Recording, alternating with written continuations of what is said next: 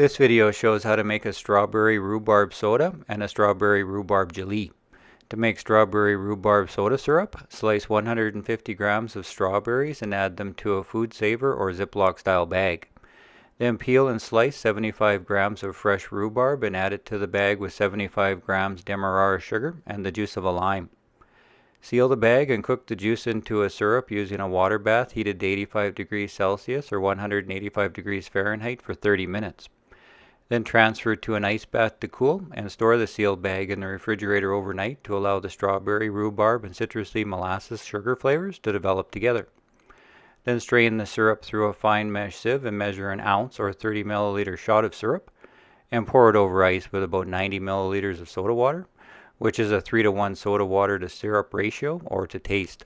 Store it in the refrigerator. The syrup will keep for about a week.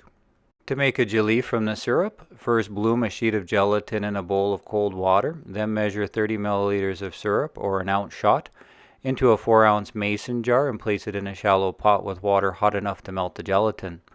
Then add boiling hot water over the syrup to just below the rim, and when the gelatin is soft, squeeze out the excess water and mix it into the syrup until the gelatin is dissolved, which is when the mixture reaches a temperature of about 50 degrees Celsius or 120 degrees Fahrenheit. Then transfer the jar to the refrigerator to set the gelatin for at least 2 hours, but longer is better. To mold the gelee, place the jar in hot water for about 30 seconds, then invert the gelee onto a plate to release it.